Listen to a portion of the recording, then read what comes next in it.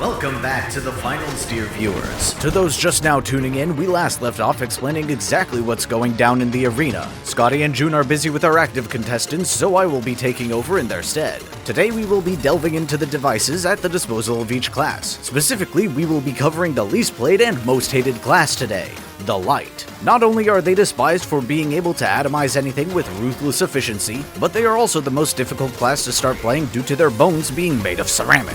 On that note, I have to hit you with a hard truth of the Light. One may even say a hot take. They're supposed to be difficult. The Light trades the luxury of having a health bar for speed, stealth, and CC. You must use your mastery of these tactics to gain the upper hand in combat. So weld your bones back together, graft on a new layer of skin, and let's return these one-shots back to their senders. Jump? Jump? No! Oh my god! Let me up the stairs! You know what? I'm sick of my legs being a separate entity from my body. Time to activate my booster. My GearUP Booster. With this magical device, I can finally combat the buggy servers of the finals. I honestly have no idea why they're so finicky, but sometimes the game runs as smoothly as my cerebral cortex, and other times my inputs are happening 5 seconds in the past. With GearUP, I can finally combat this issue by taking my server connection into my own hands.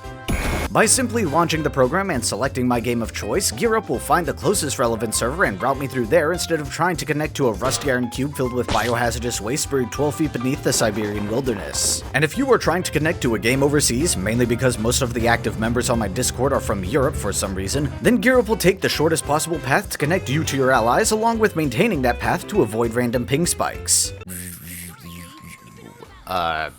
They weren't using a GearUP Booster. I know what you're thinking.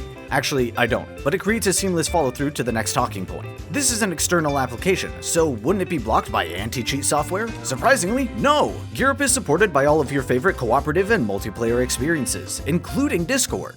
I will never get over the fact that Discord is on this list. It's so funny to me. If you want to try GearUP yourself and haven't already, just click the link below to start your free trial. Just be aware that the application won't do much for you if you already have great ping, so don't come crying to me when you realize you can't get your ping into the negatives. That being said, I did get my ping all the way down to whatever this number is. I doubt any of you can beat that, but I'd love to see you try. Thank you GearUP for sponsoring this video, and now back to the carnage.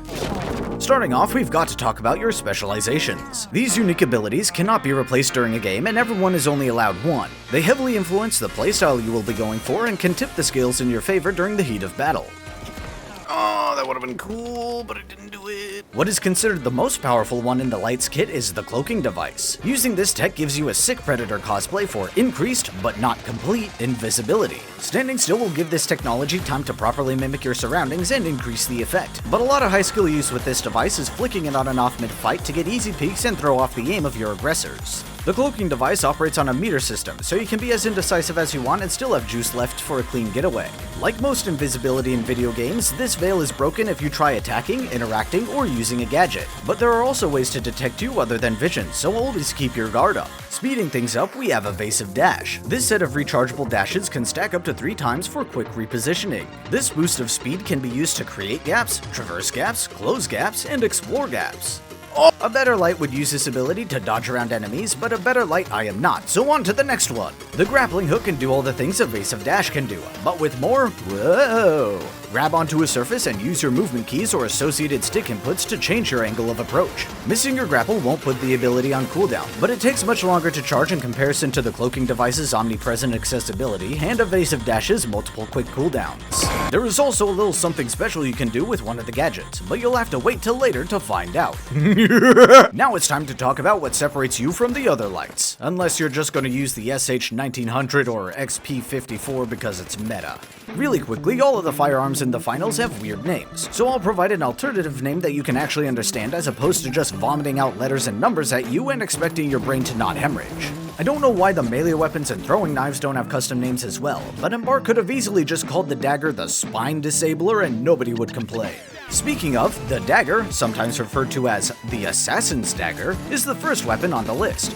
With the highest melee attack speed in the game, the dagger can quickly fillet the skin off of your opponents. Stab!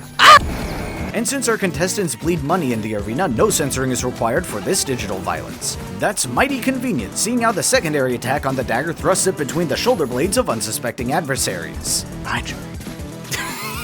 This unwanted spinal surgery does about a bajillion damage and can one-shot lights, mediums, and almost heavies. Just make sure you're attacking from behind, since this special technique is specifically designed for severing spinal cords and will yield unsatisfactory results elsewhere.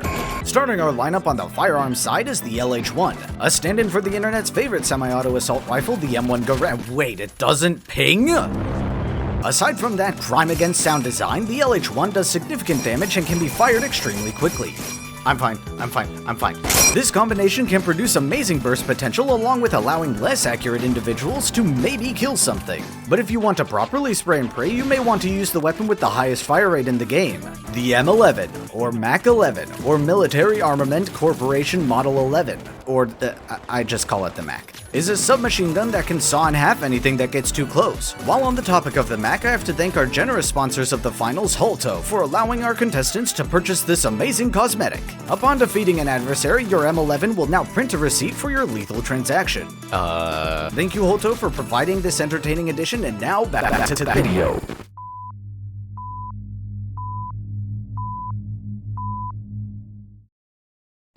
Next is the SH-1900 sawed-off double-barrel shotgun. With only 2 shells at your disposal, you better believe you have the damage to make up for it. 2 body shots with this weapon is enough to slay any of the classes without assistance. Yes, that includes the wall of meat known as the Heavy. This power is also tamed by the fact that the reload takes about 12 years in New England time.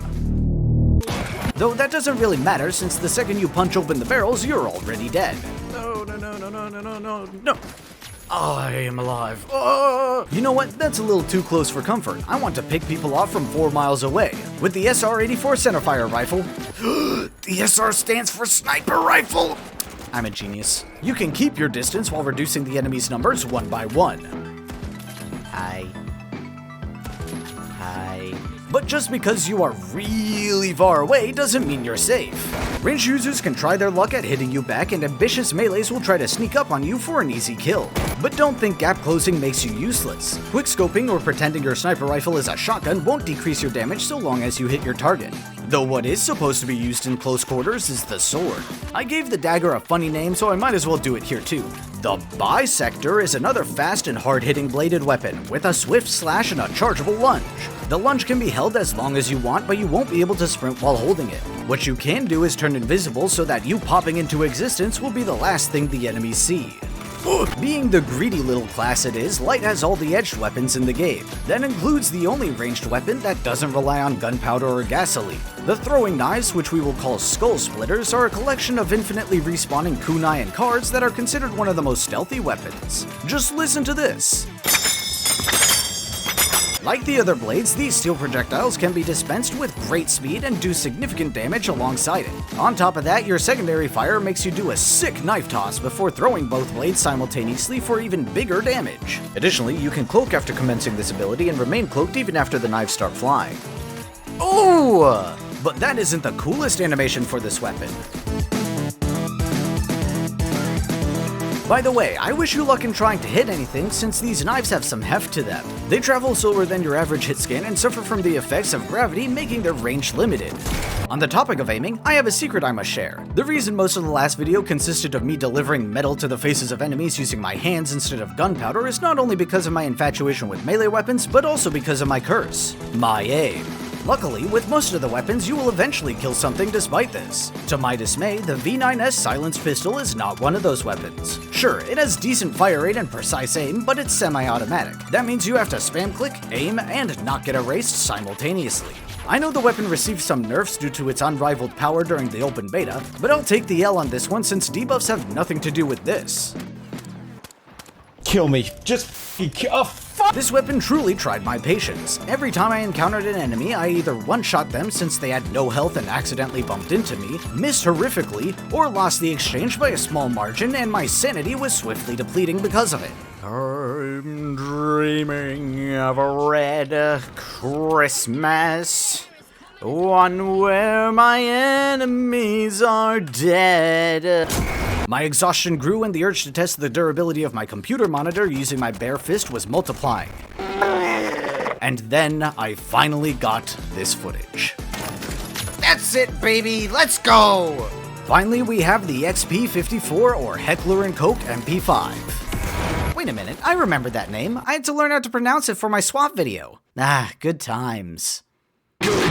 This submachine gun is not as fast as the Mac, but makes up for it in damage. Slap on a scope for good luck and you have a high fire rate weapon with deadly accuracy. There isn't much else outside of that, but having good stats on a weapon is enough to put it at the top of the light meta. I know some of these weapons seem pretty simple on their own. Thankfully, they're not on their own. Gadgets are where the true customization of your class begins. Having a weapon you're comfortable with is nice, but combining 3 of these devices together creates several combinations for you to get your bullets to where they need to go. Oh, and in case you were wondering, I'm going to avoid talking about gadgets that are shared between classes for the sake of my own sanity. If the substance or effect they produce has a specific interaction, I will mention it when it comes up elsewhere. Breach charges, as the name implies, are designed to blast holes into buildings for whatever reason you see fit.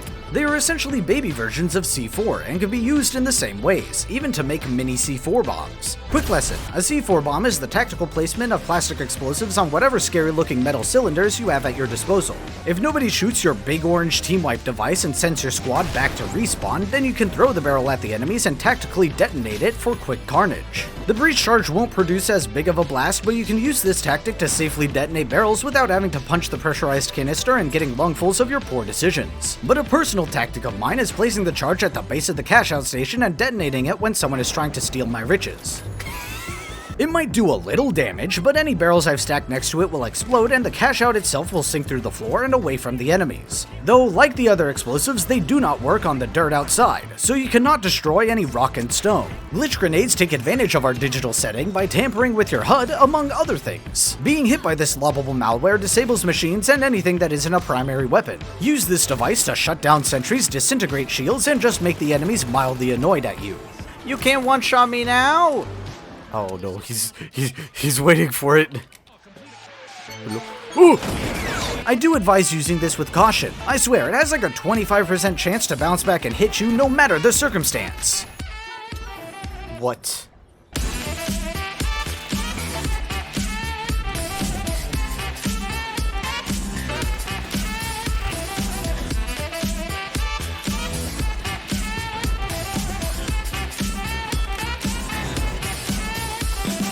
On the recon side of things, we have the motion sensor. This little can is able to detect the movement of contestants within a few feet of it. Unlike its medium counterpart, the motion sensor can last forever if it's undisturbed and if you manage to live that long. Despite being able to hold 2 charges of it, you can place 3 down at once. Additionally, these sensors have an extra little feature that I alluded to earlier. Thanks for the achievement, I guess. If placed on a barrel or object, you can grapple onto the motion sensor and ride the grappled prop into the sunset. Tactics say that this technique should be used to reposition quickly and traverse faster, but we all know you're just going to try it yourself because it looks silly. Smoke grenades lack the flair and pizzazz of the other gadgets, but it should never be shortchanged. The smoke grenade not only provides a unique type of cover, but the fog it's venting into the air chokes and douses flames along with pushing away nearby objects. What the fuck? There is one more use for the smoke grenade, but we will address that in a moment. Using thermal imaging. First, we need to talk about the stun gun, which, by the way, is actually a taser. Stun guns are their close-range counterparts that require you to press the electric prongs into your target as opposed to just firing a projectile. The fact that the melee weapon is called a gun has irritated its way into my long-term memory, and now you have to suffer with me. Not only is life wrong for naming the devices in such a way, but the finals is also wrong for thinking otherwise. Everyone's a loser! But I digress. The stun gun functions similar to the glitch grenade, except it makes walking suck, turning suck, and your remaining patience suck. Anyone hit by this electric jolt will be extremely vulnerable to swift attacks from behind. That's your specialty! Just bear in mind that there is a limit to the stun gun's range. Now it's time for thermal vision. These goggles grayscale your screen and highlight anything of importance near you. But that isn't the selling point. The real value comes from being able to see through dust, smoke, and unfortunately gas. You can kind of tell where the gas is since the screen tints green, but it is much more difficult to avoid. I got him! I did it! Yes! It's also difficult to spot C4 in mines, but I honestly don't care. Being able to assault people from behind transparent cover gives you a unique edge against your adversaries, and this simplified version of the game makes my ADHD happy. If you couldn't tell, synergy with this gadget is the smoke grenade's final feature. Being able to deploy a shroud that doesn't apply to you is a game-changing ability, and I'm surprised I've never seen another light use it. Sure, it isn't as easy and strong as the stun gun, but it's more fun for me to use, and isn't that what really matters? Lastly, we have the latest addition to the gadgets list, the Vanishing Bomb. This purple nebula of glitter instantly turns any friendlies in its radius invisible. It's a very loud explosive and bursts with a magical flourish, but the stealth lasts long enough for you and your allies to escape or engage. Just keep in mind that the stealth follows the same rules as the cloaking device and cannot be reactivated at will. And there you have it, every piece of equipment at the Light's disposal as of Season 1. There is much more in store for you, so tune in next time and stay updated through our social media accounts. I have been Explosive T-5, and I will see you when you make it to the finals.